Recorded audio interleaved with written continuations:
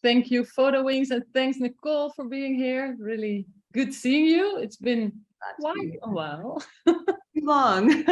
It's been too long. I realized when we saw each other right before logging in, I was like, whoa, I haven't seen your face for such a long time, especially in real life. So great to be here in conversation with you, Ilvy. Yeah, lovely seeing you.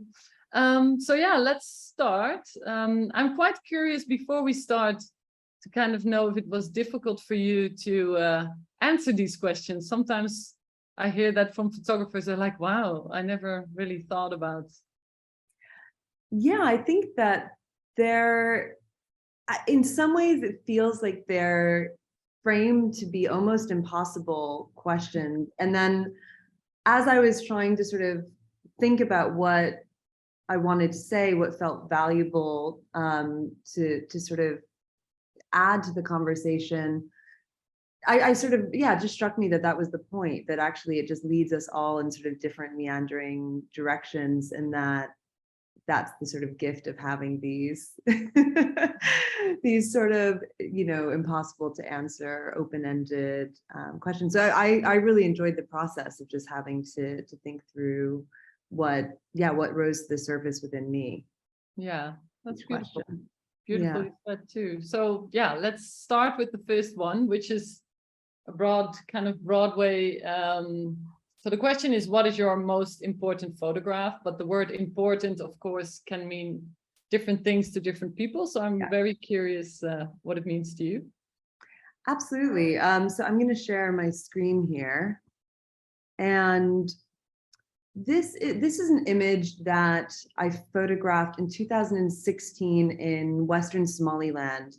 And it was the very beginning of a project that came to be called Where Our Land Was, about the ways in which the climate crisis was intersecting with insecurity and conflict in Somalia and Somaliland, and leading to this sort of negative cycle that was ultimately really ending a way of life for you know, most people living in Somaliland. This is a primarily pastoral society. People's ties to the land are incredibly intimate. And so I was really looking at the ways in which the climate change was reinforcing insecurity, and insecurity was reinforcing climate change and leading to sort of cascade effects. But this was at the very beginning of this project, and I was driving through a drought-stricken area in Western Somaliland, and came across these women who were washing their clothes on the side of the road in a puddle, which was the only water that they could find nearby, and sort of sat and talked with them, learned a little bit about their life, how they were coping with the drought. They told us about the animals that they'd lost, the, you know, challenges that they were facing. And then they gathered their clothes and they walked off to go home. And so this image is actually taken as one of the women that I had been speaking with was sort of walking back to her village. And I really love this image, by the way.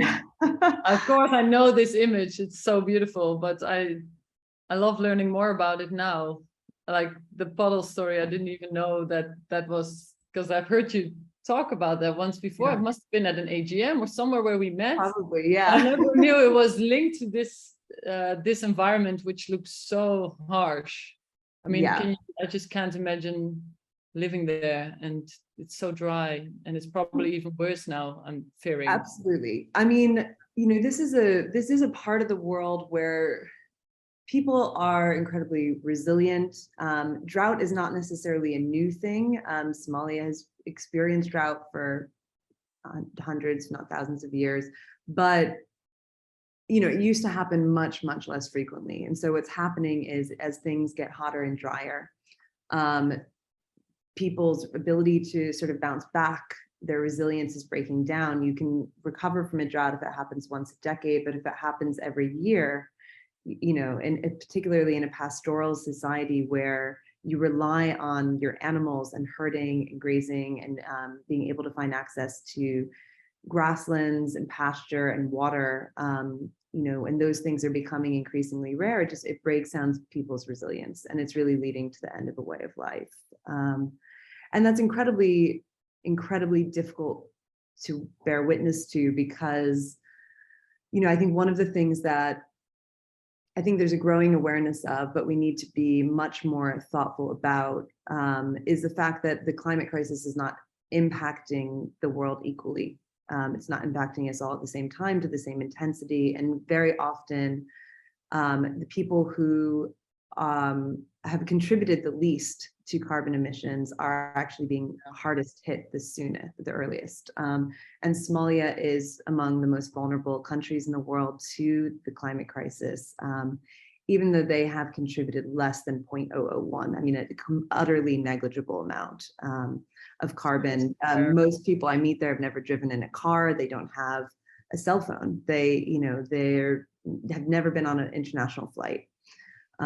This is not, and so I think that the sort of terrible irony of that is something that we need to bear in mind as we make choices about our own lives. So true, so true. So how did you meet? Like, how did this image come about? Was she showing you around in some way, or? She was walking home in this image. So we'd sort of, you know, we just had stopped, saw these women, stopped the car. I was with the writer I was working with, Laura Heaton, who is my partner on this project. And we just, you know, met briefly, talked about their life, and then she was on her way home. And so the interesting thing is that, you know, when I captured this image, I didn't really think that much of it. It was just one of other images. At the time, things felt more poignant or more dramatic, maybe. And it's actually been a process over time of recognizing that the value of this image is that it's not speaking about one particular drought or one particular person even.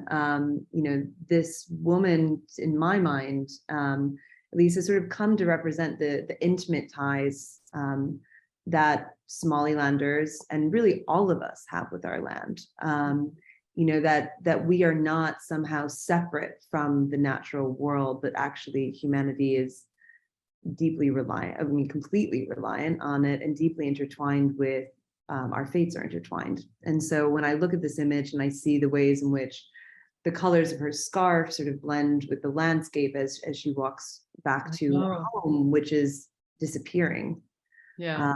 It's a reminder to me of the ways in which we can't survive without the natural world, and how we need to relearn how to respect that relationship. That's so true. Yeah, that's really true. And that's interesting because, of course, with every image on the planet, people interpret images in a different way, or at least they can. But when I saw this image, it's exactly what you're now describing is what I felt. It's like she just blends in.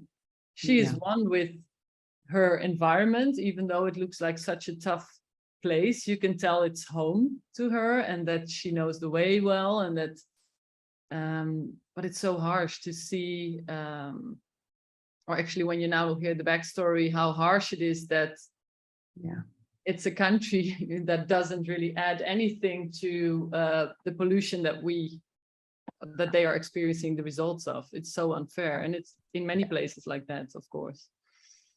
I completely agree with you, and I think getting to your question about sort of why I chose this image as an important image, you know, it's actually, I think, not necessarily one of my more influential images, in the sense that it hasn't won a lot of awards, and it, you know, has never, you know, contributed to war crime tribunals or other sort of very sort of direct and tangible ways in which I know, you know, images by my colleagues have contributed, but it's an important image to me. And I think what you talk about, what you said there in terms of emotion, I really agree with, because I think as photographers, it's really our capacity to evoke emotion through images that allows us to cut through the noise that we're constantly bombarded with each day.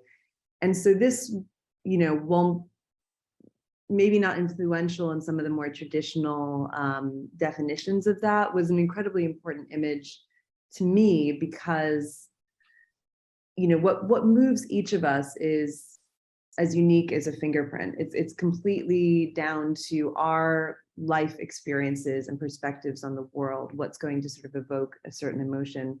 And for me, this image really changed the course of my work and my life.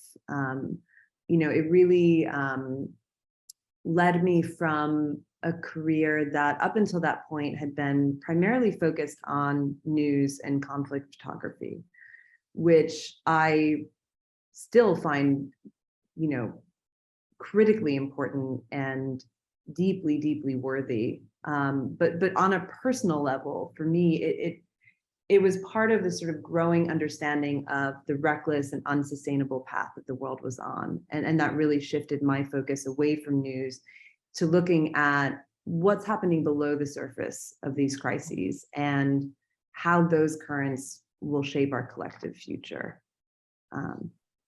And was this, maybe you mentioned it in the beginning, but was this an assignment, or was this a story, longer term story you worked on? This was part of a long-term project that I started researching and reporting in 2015, started photographing in 2016, and it's never really ended. I continue to. Those are the best. Those are the best. I recognize this. Like, long time finished. No, never. Yeah, I mean, yep. It's I think that some stories just become a part of you. And so different chapters of this story have sort of come to a close, but I think it's a place in a story I'll be committed to for the rest of my life. That's beautiful, and a very worthy one, I think, to work on. And it's going to be, as we all see around us, even more important in the upcoming 10, 20, 30 years, but even in the upcoming years, the way it's going now, it's sad but true. More a reality every day, especially in countries like that.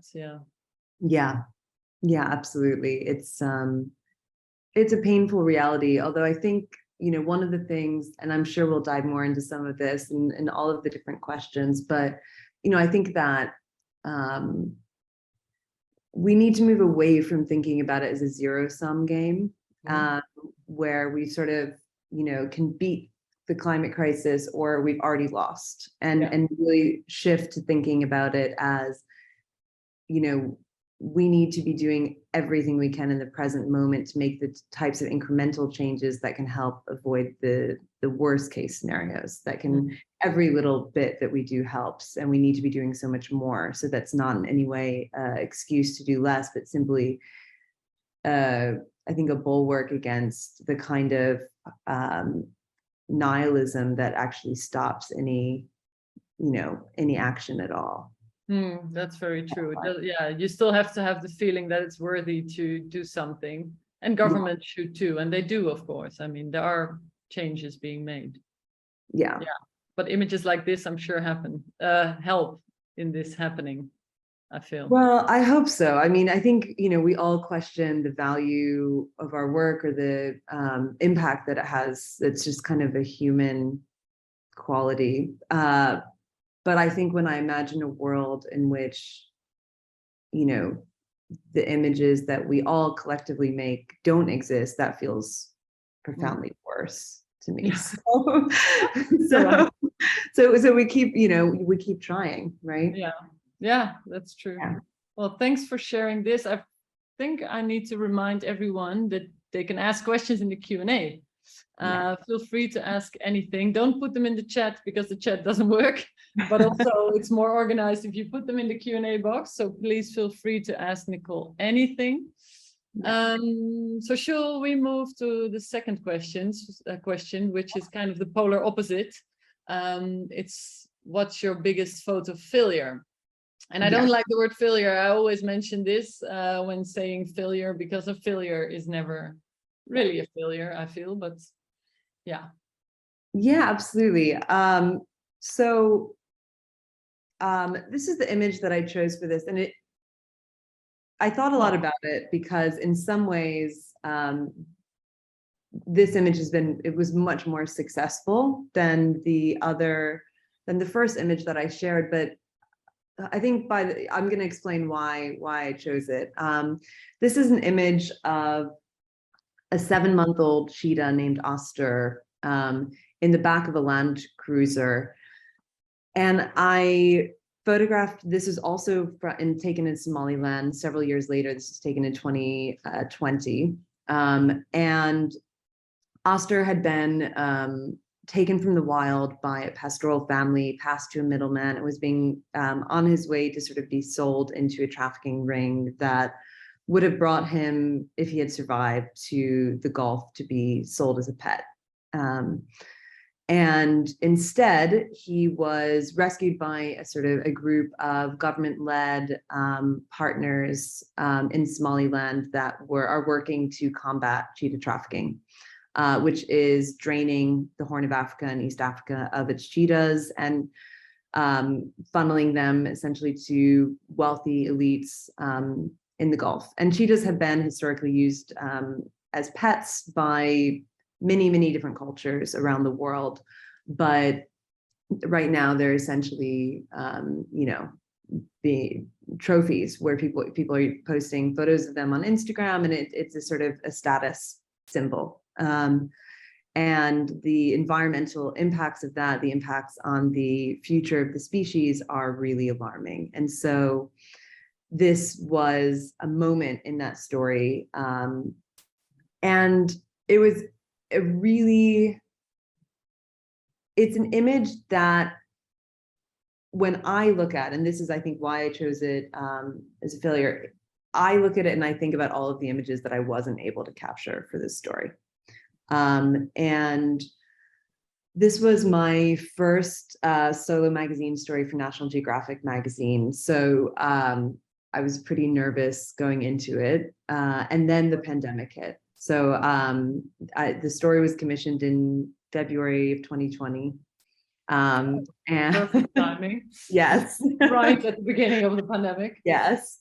And then we went into a global pandemic. I was living where I'm still living in Nairobi, Kenya.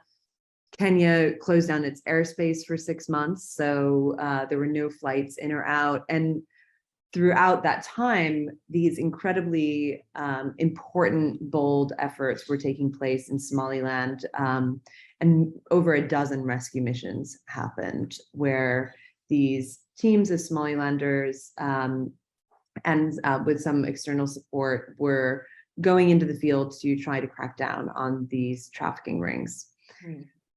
And I knew all of the people there. They wanted me to be with them, to be documenting their efforts, and I just couldn't be. And oh, frustrating. It was absolutely crushing. Yes, of course. Wow. I got also we managed to navigate access to people to 2 people living in Kuwait who had bought cheetahs and were keeping them as pets. And then Kuwait closed down all access to visit. And so this was a story where I'm so grateful that we were able to do what we were able to do.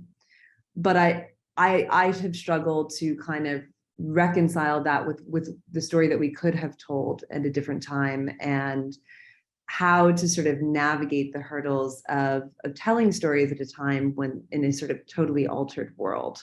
Yeah. And this was the only rescue mission that I worked on the story for 2 years, and this was the only rescue mission I ever was able to join. And the veterinarian, this woman, Asma Bilay, told me that this was the fiercest and most terrified cheetah she had ever seen. I, you can see the fear. you can see it, right? You captured that like extremely well, because you can really feel he's distressed and sad. Yeah, I mean, you see this sort of like mohawk, like ridge on the back of his neck and his eyes, and he was in the video. You can see he's just like he's panting and shaking, and cheetah are actually quite fragile, so they were extremely worried about his health. And so it was a 3-day rescue mission to get to this place and to get back to the safe house where he was provided with, more extensive health care, and where he's remains today. I was curious, how is he today? Are you in contact with any of the? I am, yeah, absolutely. So I had only 10 minutes with him in that entire 3 days, Wow. because he was so traumatized. And this was part of this 10 minutes. So it's this moment that we were able to capture, but also just recognizing all of the images that were never made. But Oster is doing much better today. He is at the Cheetah Conservation Fund Safe House in Hargeisa. He, there is no long-term wild space for him to be released into, and that is a constant challenge. But they are a remarkable organization that takes incredibly good care of the cheetah, and Oster has actually joined what's called a coalition, which is a group of male cheetah that bond for life. And so beautiful. With 4 other rescue cheetah, he's formed a coalition. So he has his family there, and is recovering from the trauma and is healthy. And so that's really wonderful to see. Yeah, but I can totally imagine the frustration. I mean, of course, the pandemic was in many ways a crazy time, but when you get your first solo real big assignment from Nat Geo, and then the airspace closes, and then you have all of it just happening like that, and then you have 10 minutes, but you took a beautiful image. I mean, more than one, but this image is beautiful. So I wouldn't see this as a failure, but I can imagine it's a more like a photo frustration. Well, I think that, I appreciate that. I guess I think about failure as sort of these moments that we learn from. And so for me, this was one of those challenges that was completely, unexpected. And then you have to figure out how to honor the story, right? How to tell the story in the best way that you can with what you have. And so it was a real lesson in that for me. Yeah, I can imagine.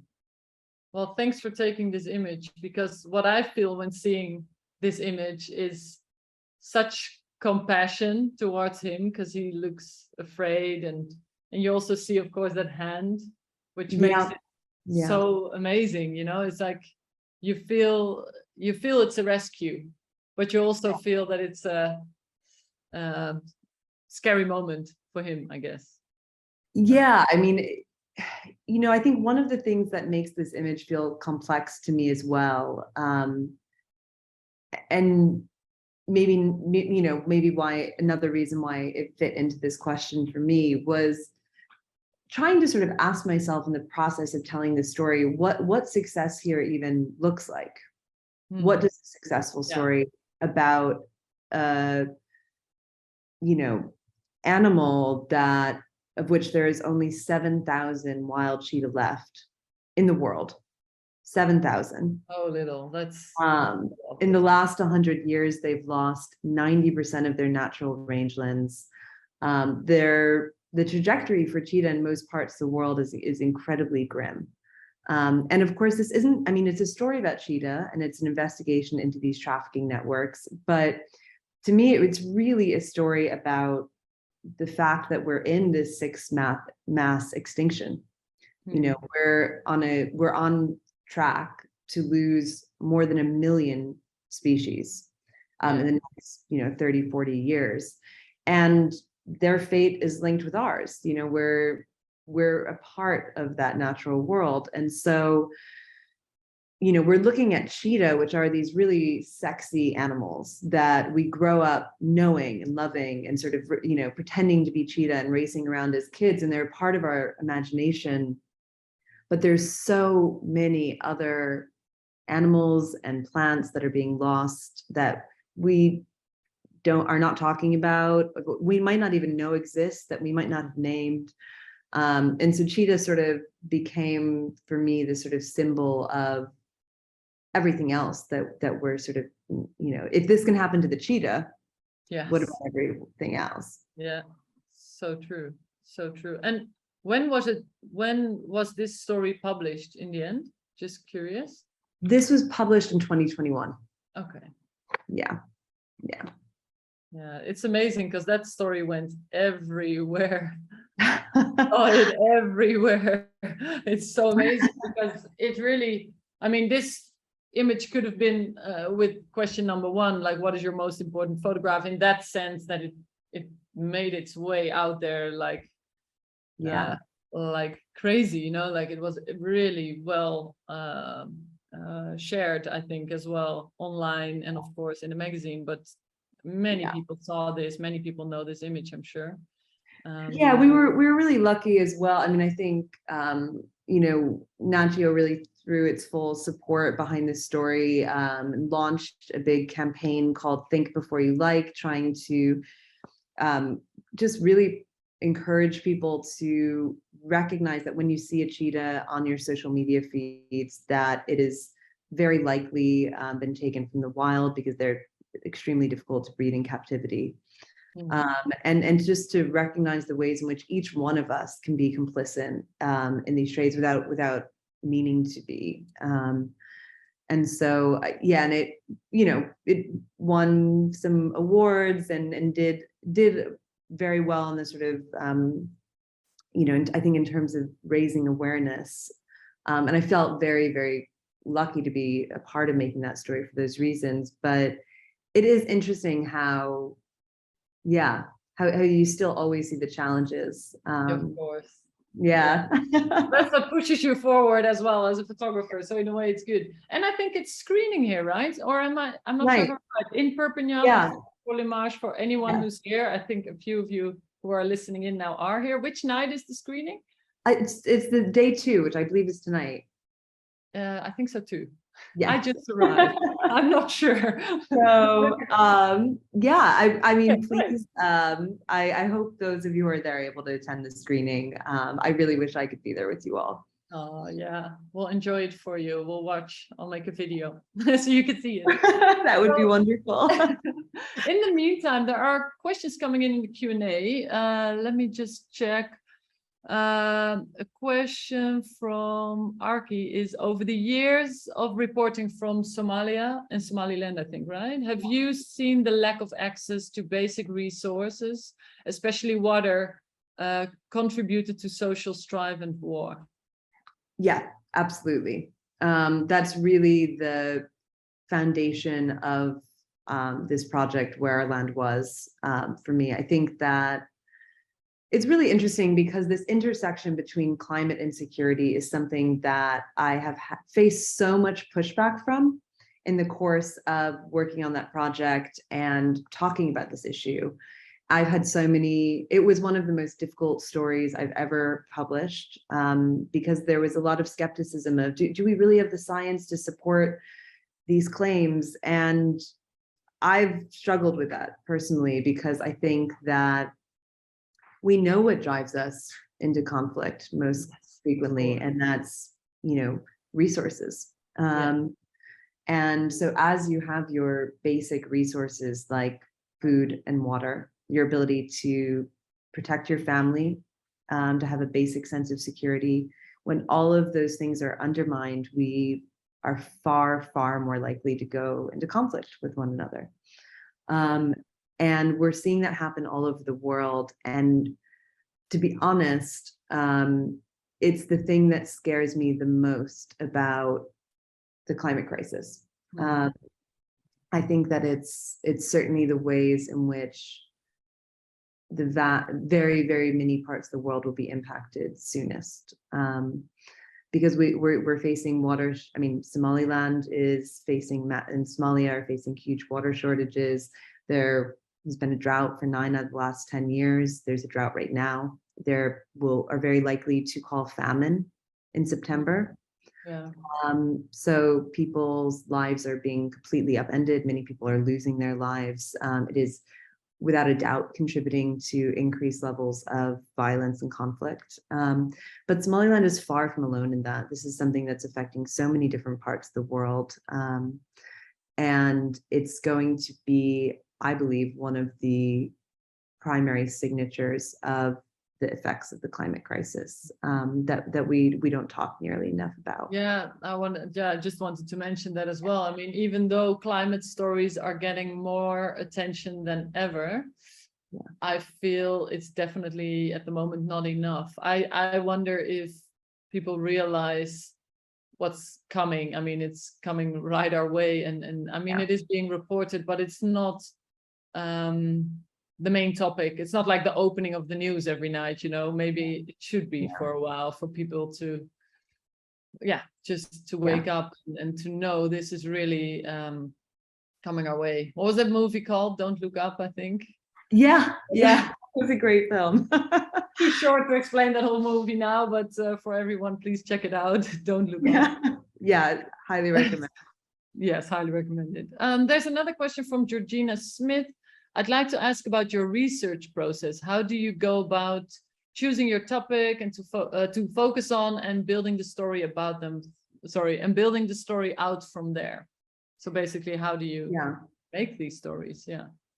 Yeah, that's a great question. I guess I would say how I choose the topics that I focus on tends to be from a much more emotional and intuitive space. I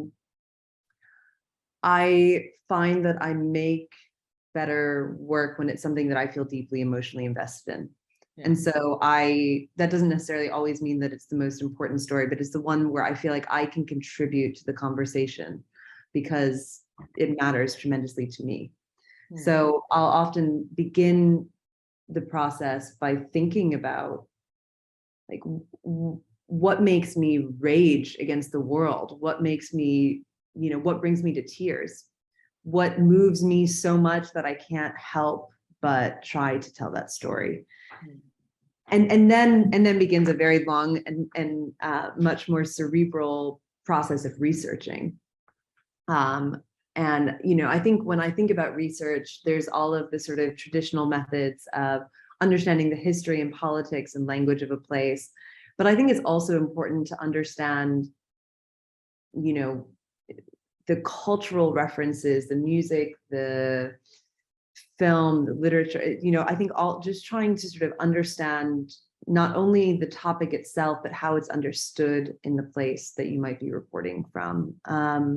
So yeah, so I guess it's that sort of balance between the intuitive, emotional concept and then the sort of rigorous research that supports your ability to tell that story in a way that's accurate and fair, but also, you know, authentic to the people who are allowing you into their lives. Especially that last part. Yeah. So important and often forgotten as well. Well, less and less so, to be honest. But yeah, in let's say a decade ago, that was more the case than now. Luckily, we're moving in the right direction, I feel. Well, thanks. Yeah. Thanks for sharing and really good question. So talking about stories and news stories, and what would be your dream story or image to work on? But it doesn't necessarily have to be a real story. This could be like anything, even something that's impossible. Yeah. Yeah.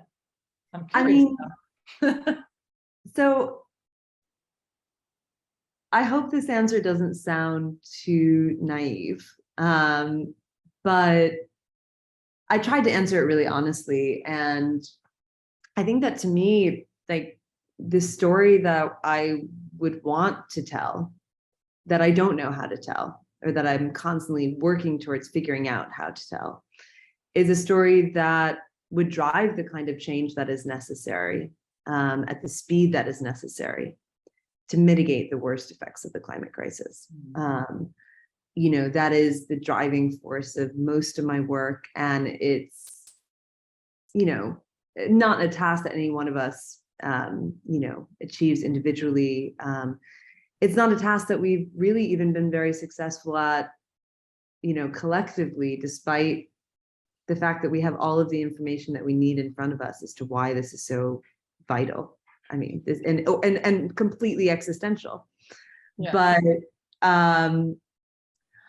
you know, I think that, you know, if I were to kind of move into that dream world and think about what I would want to accomplish, that would be it. You know, to raise an alarm, to impact the choices that people make in the present, to build a sense of urgency. Because I think that, you know, when we look at the tragedy of global warming, it is a tragedy of greed in many ways, but it's also a tragedy of our inability as human beings to understand and care about deep time, to think in the long term, to recognize that, you know, our choices today have profound implications for the future. And, you know, we're not necessarily built as a species to adapt as quickly and as urgently as we need to. And so I would love, my dream would be to find a story that could somehow break through the limitations of ourselves to help us get out of our own way and, you know, expand the limits of our empathy, you know, to challenge the ideas of sort of human dominance over the natural world. And I really believe that storytelling has a critical role to play in that, but it feels overwhelming. It's a hard nut to crack to figure out how to actually, how to drive the type of change that we so deeply need. Yes, very true. And it can be quite frustrating, of course. Yeah. It's a beautiful dream. It is a beautiful dream. I wish, you know, there was a way. And I think we have seen some collective, it's a crazy example, and it definitely wasn't the perfect example. In many ways, it was quite a bad, the word example is not the right word there, but if you remember the whole Coney story from 2012. Yes. There was a lot of wrong with this, but what worked, just one thing out of this. So this, for people who don't know, was basically a YouTube video that went viral. And but the crazy thing about it for me was, besides all the things that was wrong about it, is how it made people from around the world take action. I always think back on this video where basically people around the world were asked to print out a poster and to hang it in front of their window or around their cities. And people did it. And of course, hanging posters, you think, oh, it doesn't help. Maybe it doesn't, but I've always kept that YouTube video in my mind because I've always felt, see, there is a possibility to somehow trigger people in a way to do something, even though this was a small example. But then there are other times where I realize maybe it's not even possible, like the way you're mentioning it now as well. It's like almost an impossible dream. Not impossible, but it's how are we going to motivate people in time that the things that we do now matter for futures to come? I mean, it's really difficult. There are a lot of really brilliant people trying to answer that question right now, and it's challenging. I mean, I think this conversation often goes back to this idea of hope, right?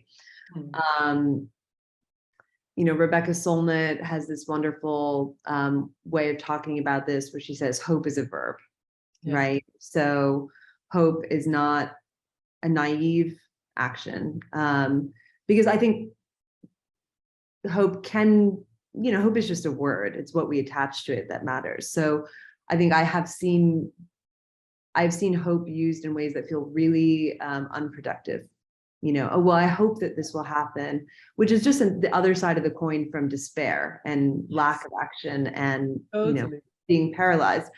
But I like this idea of hope as a verb, and hope is something that motivates us. And for me personally, I think that, we need to understand the ways in which we are making some really positive changes, and that is driving things in a better generation. I think we see that particularly with younger people, the generation coming up, who are so much more engaged. But I also think that needs to be paired with the sort of harsh reality that we're living in, and a sense of urgency. Mm-hmm. Too often we kind of lean too heavily into one side of that or the other. And I think, trying to strike that balance is one of the challenges of photographers focusing on the environment today. Yeah, luckily there are many, and I think all together, and maybe as a collective, actually, will be very important to keep shining a light on these kind of topics. Note to self as well. Yes, definitely. It's interesting what you just mentioned as well, is that I was doing a research for a climate project last year, and I spoke to a few climate researchers within Europe mainly, and all of them said that somehow people are programmed in a way that we can make changes now, but we hardly somehow can't make changes if we think of the future. So basically the Netherlands, which is all below sea level, we now currently this year and the upcoming 5 years have to make changes that will result into a better world in the Netherlands in 100 years from now. Yeah. But it's very difficult for people to think, oh, I'm going to change my lifestyle today, so people 100 years from now can have a better life. And they all were struggling with this exact issue. This is exactly what I meant in saying that, we're really unable as a species, as a society, to understand deep time, to sort of be motivated enough by the future that we won't live to see, or that is at least far enough away that it's not terrifying us, to make the changes that we need. I completely agree. I think we have to, that seems unlikely to change. And so we have to engage the present, and we have to make the changes from that mindset. And I think that we can change dramatically and in deeply positive ways. But we're not doing enough. So, how do we move in that direction more and more and more at the speed at which we need to be moving? Yeah, great answer. Thanks, Nichole. I'm going to look into the Q&A because I see a question kind of popping up. Also a really good question from Una, if I hopefully pronounce that right. The question is, how much has spending time in Somaliland, and witnessing climate change firsthand affected your life? Oh, I mean, profoundly. I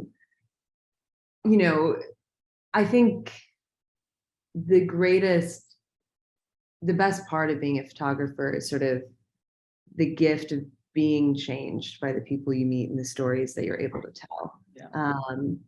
And I'm forever grateful to the people that I met in the process of telling that story, many of whom are still very close friends, who are, moving on and building lives and trying to shake things up and create change in the face of, what from the outside or from far away seems like a pretty impossible situation. And so, I think that that's actually one of the spaces that I draw hope from.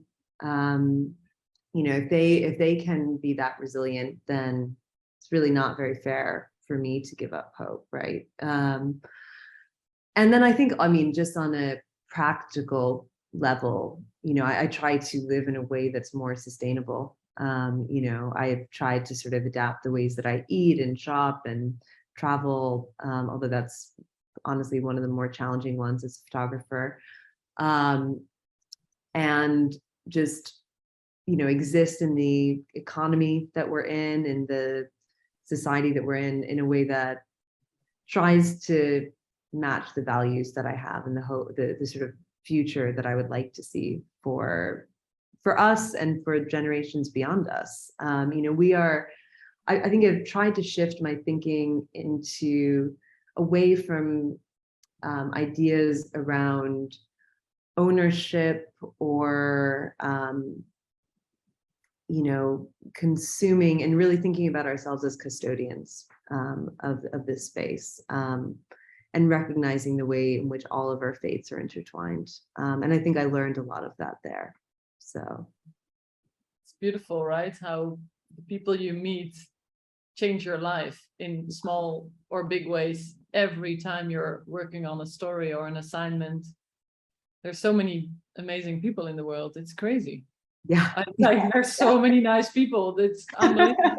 They're everywhere. They teach you so much. It's just, I always love it when you go to a story, especially on assignments where sometimes there's less time to prepare, and you know less about the place you're going to. I mean, I love being super well prepared, but sometimes I love it when you don't know as much and people just kind of embrace you, and the stories they are telling you are so from the heart. It's, I don't know, I love this job. I couldn't do anything else, but I also wouldn't want to. It's it's humbling to sort of be faced with that kind of generosity, right? So much, so humbling. It's, and like I said, you meet great people everywhere. The first question a lot of people ask me, and you might get that as well a lot when traveling this much, also as a woman, blah, blah, blah. Isn't it dangerous? Like some of these countries we go to, the first question is always, isn't it dangerous? And of course, the job has parts of it that can be dangerous. But to be very honest, 99.9% you just meet amazing people who teach you things about their life, who share stories. It's it is a humbling experience. I think it's that sort of understandable but not acceptable bias that we have towards things that we just haven't experienced ourselves, and why storytelling can be important as a bridge to connect us, because we do tend to fear things that we don't know. Unnecessary, but true. And